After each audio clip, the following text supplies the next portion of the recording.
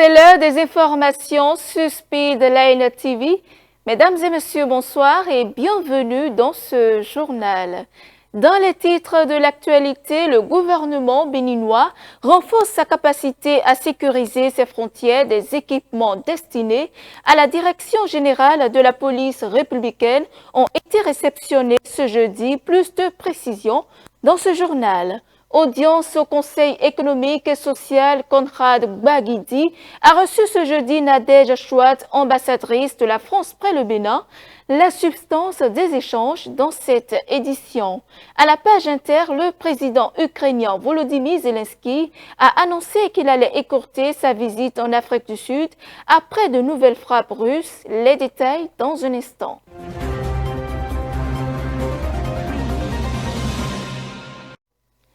À nouveau, bonsoir. Une cérémonie officielle de remise d'équipements techniques, informatiques et de communication s'est tenue ce jeudi au ministère de l'Intérieur et de la Sécurité publique et à la DGPR. Cette activité s'inscrit dans le cadre de plusieurs projets financés par le gouvernement américain mis en œuvre par l'Organisation internationale pour les migrations au Bénin.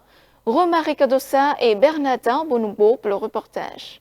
Ce don de matériel, composé entre autres de radios, VHF, de boussoles, d'ordinateurs, d'imprimantes, de logiciels, de régulateurs, d'onduleurs et de jumelles, s'inscrit dans le cadre des projets renforcement des capacités des autorités de gestion des frontières pour la sécurité au Bénin et renforcement de la gestion des frontières par une coordination et un partage d'informations renforcés au Bénin et au Togo, financé par le gouvernement américain, mis en œuvre par l'Organisation internationale pour les migrations OIM au Bénin. Ce lot d'équipements techniques, informatiques et de communication s'élève à un coût global de 182 261 867 francs CFA.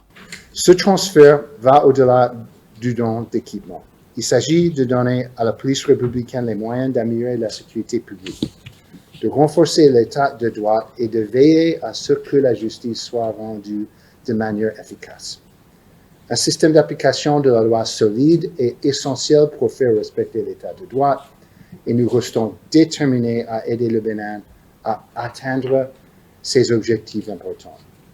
Les deux projets interviennent aux postes frontières de Hilakodji et Ilara, où il est prévu des travaux de construction. Ces travaux incluent l'installation de sources d'énergie renouvelables, la construction de forages. Il est prévu aussi sur les deux sites l'installation du système d'information et d'analyse des flux migratoires, plus connu sous le nom de MIDAS, système dont nous souhaitons qu'il soit une réalité dans toutes les frontières terrestres du Bénin, qui soit non seulement un outil de lutte contre les formes de criminalité transnationale, mais aussi un outil programmatique pour le gouvernement à travers les données fiables collectées. Pour l'OIM, le Bénin joue un rôle de pivot dans la région de l'Afrique de l'Ouest en termes de stabilité et de mobilité liées à la sécurité. Ces équipements visent donc à renforcer les capacités techniques et opérationnelles de la police républicaine. Le Bénin a cette vision de freiner l'avancée de cette insécurité qui nous vient de l'extérieur et ceci doit se faire à partir de la frontière et pour pouvoir maintenant stabiliser à l'intérieur du pays. Donc tout commence par les frontières pour pouvoir freiner cette insécurité qui vient. Vu l'avancée de l'insécurité aujourd'hui, que nous savons tous, nous devons en tant que partenaires de supporter l'État béninois et le Bénin en général pour préserver ce rôle de pivot que le Bénin a dans cette région pour pouvoir assurer un peu plus de stabilité, assurer la stabilité dans les pays côtiers. Après avoir témoigné sa gratitude au nom du gouvernement aux partenaires, le ministre de l'Intérieur et de la Sécurité publique invite les bénéficiaires à faire un usage judicieux des équipements reçus. Ces matériels doivent nous permettre d'améliorer nos capacités d'intervention sur le terrain, d'améliorer nos performances et de bien former nos éléments. Parce qu'il y a beaucoup de matériel ici qui sont destinés à la formation et qui iront dans les écoles de formation des policiers. Vous savez, l'enjeu est de taille. Ce que nous sommes en train de vivre demande qu'on change de paradigme par rapport au profil du personnel et par rapport aussi au matériel que nous mettons à la disposition de ce personnel. Donc je vous souhaite beaucoup de courage et je vous demande d'en faire vraiment un très bon usage au service de nos populations. Pour rappel, l'OIM et le gouvernement américain avaient procédé le 31 octobre dernier, dans le cadre de ces projets, à la remise d'un premier lot d'équipements constitués de véhicules, de motos tout-terrain, de détecteurs de métaux, de torches de patrouille, de mobilier à la Direction générale de la police républicaine et des commissariats frontaliers de Ilakodi et d'Ilara.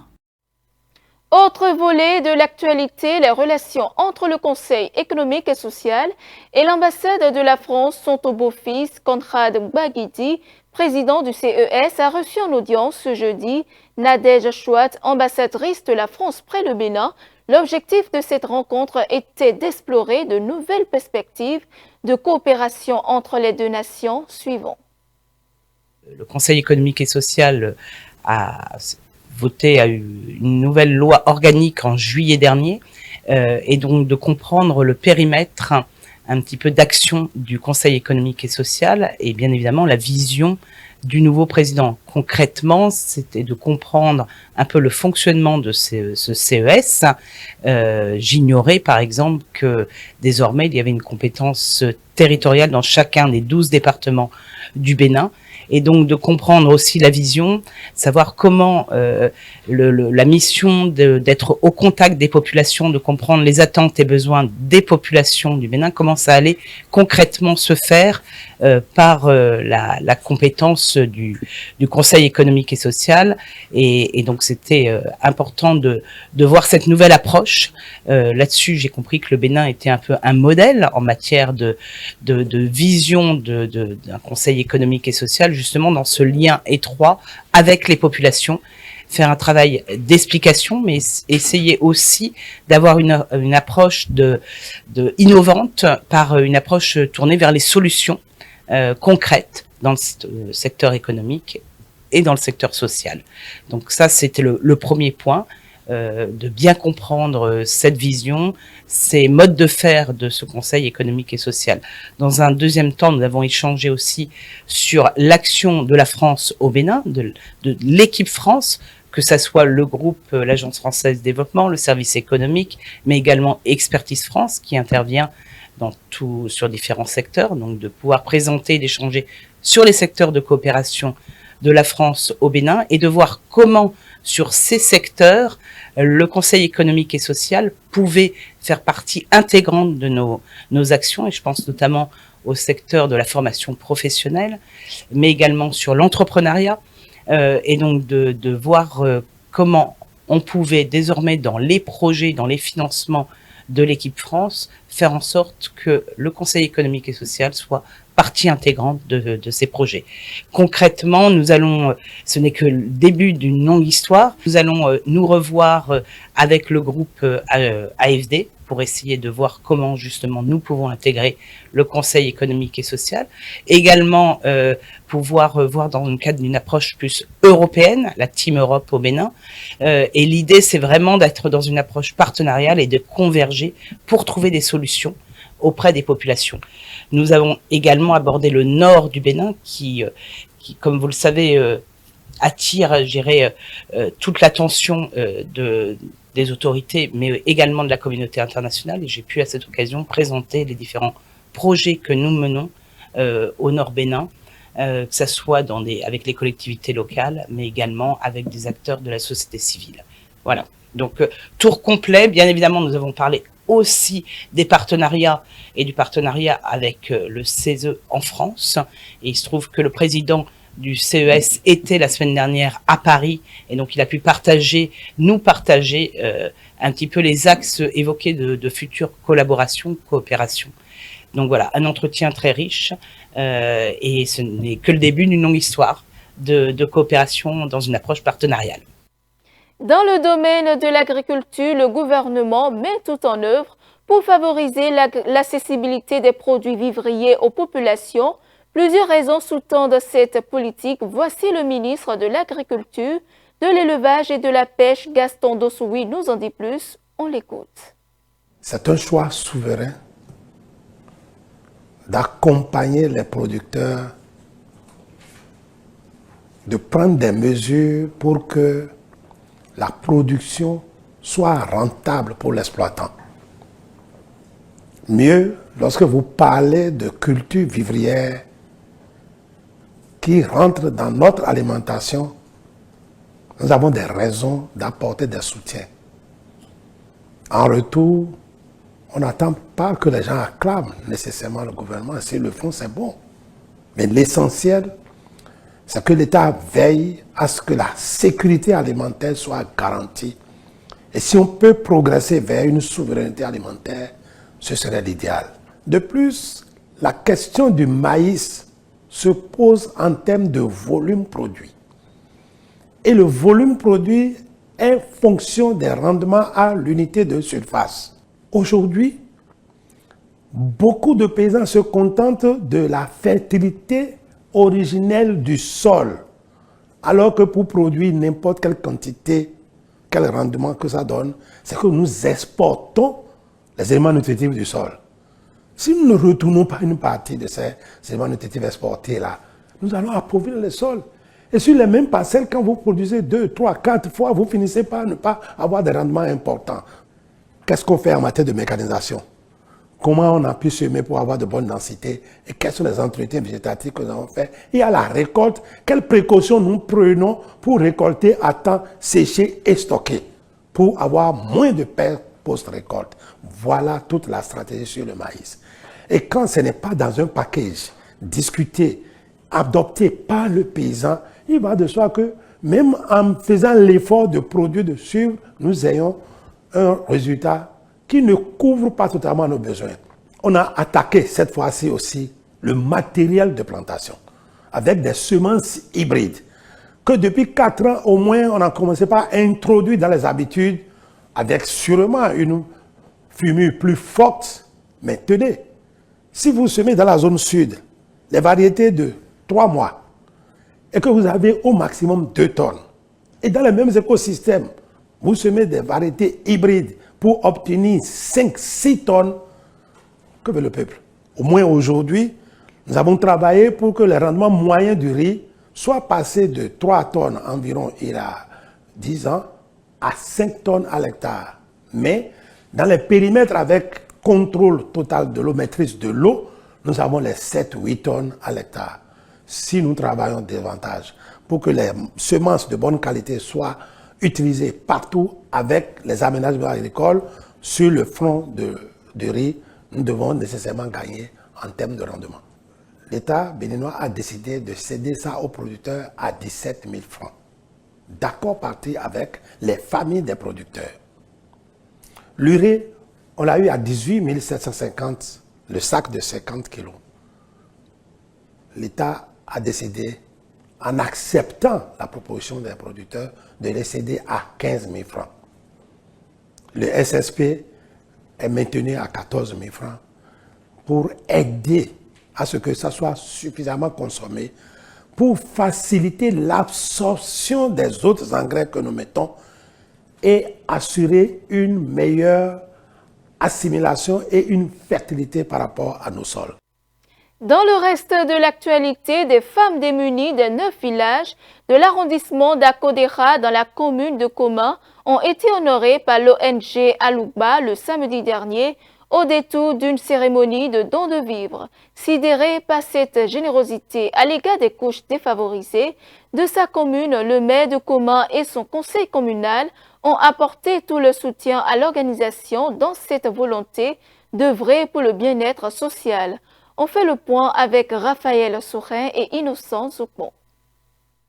Des femmes démunies des 9 villages de l'arrondissement d'Akodera reçoivent des vivres de la part de l'ONG Alouba. Une ONG dont la présidente entend emboîter les pas de sa défunte mère, une femme au cœur charitable qui de son vivant débordait de générosité à l'égard de tous. Une vie pleine de sens qu'elle a su léguer à sa progéniture. Maman était altruiste. Elle a appris à ses enfants qu'effectivement, nul n'a le droit d'être heureux tout seul. Et on n'a pas forcément besoin d'être rassasié soi-même avant de penser à son vis-à-vis. En somme, même le peu se partage. C'est donc pour perpétuer cet héritage de ma feu maman Anani Alouba Christine, paix à son âme, que l'idée de création de l'ONG a germé et comme j'allais déjà à son école du social depuis son vivant, j'ai simplement tissé la nouvelle corde au bout de l'ancienne. Dans son élan de prospérité partagée, l'ONG Alouba a eu le soutien de la mairie de Comé. C'est avec émotion que je prends la parole pour remercier notre sœur qui a à cœur ce qu'on appelle l'altruisme. Si madame la présidente m'appelle, je vais toujours lui répondre. Si elle a besoin de moi, je vais venir. Tel que vous l'avez commencé aujourd'hui avec l'ONG Alouba, ne vous retirez pas. Attachez-vous à cette ONG. Je crois que cette ONG va vous apporter beaucoup de choses. Tout à l'heure, elle a dit dans ses propos que c'est au bout de l'ancienne corde qu'elle est en train de tisser la nouvelle. Madame, soyez forte, soyez déterminée. C'est le lieu d'exprimer ma gratitude et de remercier tous les chefs des 9 villages, monsieur le maire de la commune de Comé, pour l'implication au regard de leurs responsabilités d'interaction et de proximité avec les différentes couches sociales de leur environnement socio-culturel respectif. Ces femmes de l'arrondissement d'Akodéha, mobilisées par l'ONG Alouba, sont plus que jamais ragaillardies puisqu'elles ont eu droit à une communication sur le leadership féminin. Une communication présentée par le directeur de cabinet du maire de la commune de Comé. En interactualité, le président ukrainien Volodymyr Zelensky a écourté sa visite d'État en Afrique du Sud après des frappes meurtrières. Cette salve de frappes lancée par l'armée russe intervient en pleine crispation diplomatique, le président américain Donald Trump ayant le président ukrainien de bloquer un potentiel accord avec la Russie qui continue de son côté de marteler des demandes maximalistes. Suivant.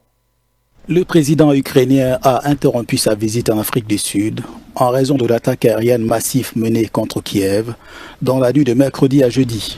Volodymyr Zelensky estime que Moscou cherche à mettre la pression sur les États-Unis en frappant massivement dans son pays.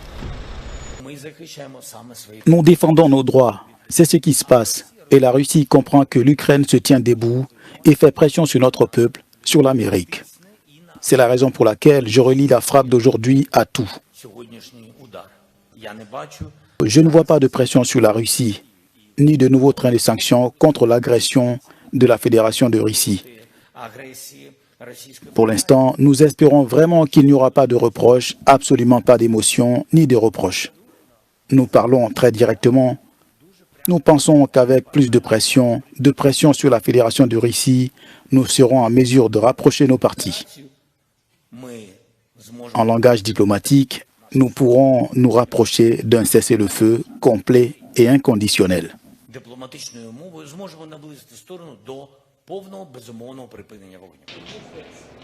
Cette visite a marqué une avancée diplomatique pour le président ukrainien dans ses efforts pour contrer l'influence forte et croissante de la Russie en Afrique.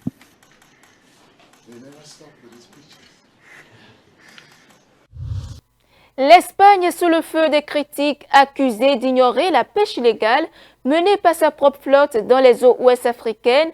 Les associations environnementales Clean Earth et Oceana ont porté plainte à Madrid affirmant que les autorités espagnoles n'ont pas réagi face aux violations répétées commises près du Sénégal et de la Guinée-Bissau. Le reportage. Les ONG environnementales Clean Earth et Oceana ont décidé de poursuivre le gouvernement espagnol en justice. En cause, son inaction face aux pratiques douteuses de plusieurs navires battant pavillon espagnol opérant dans les eaux de l'Afrique de l'Ouest. Ces navires sont accusés d'avoir désactivé leur système d'identification automatique, un outil essentiel pour suivre les mouvements en mer. D'après l'analyse de Global Fishing Watch, cela s'est produit à plusieurs reprises au Sénégal et en Guinée-Bissau. Cette opacité favorise la pêche illégale, un fléau qui menace les ressources halieutiques, l'emploi et la sécurité alimentaire des communautés côtières. Toutefois, les autorités espagnoles se disent limitées juridiquement. Elles ne peuvent agir selon elles que si les navires en question figurent déjà sur une liste noire. Un vide juridique que dénoncent les ONG alors que l'Union européenne a récemment adressé un carton jaune au Sénégal mettant en doute ses capacités à lutter contre la pêche illicite.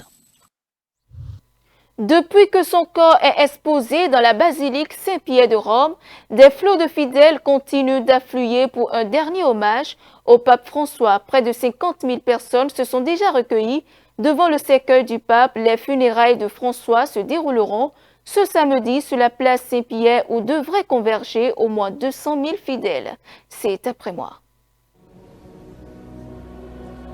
Des membres de la famille du pape François ont rendu hommage au défunt pontife jeudi à la basilique Saint-Pierre. François, décédé lundi à la suite d'un accident vasculaire cérébral, repose dans un cercueil en bois, incliné sur une légère rampe, alors que des dizaines de milliers de personnes faisaient la queue pour entrer dans la basilique Saint-Pierre afin de se recueillir devant la dépouille du pape. Selon les derniers chiffres du Vatican, plus de 50 000 fidèles ont rendu hommage aux défunts.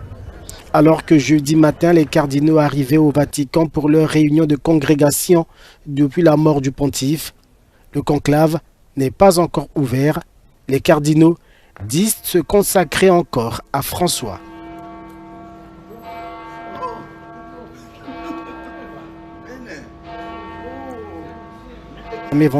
Le cercueil du pape sera fermé vendredi soir. Ses funérailles se dérouleront samedi matin sur la place Saint-Pierre. Au moins 200 000 fidèles sont attendus et plus d'une soixantaine de chefs d'État et de têtes couronnées.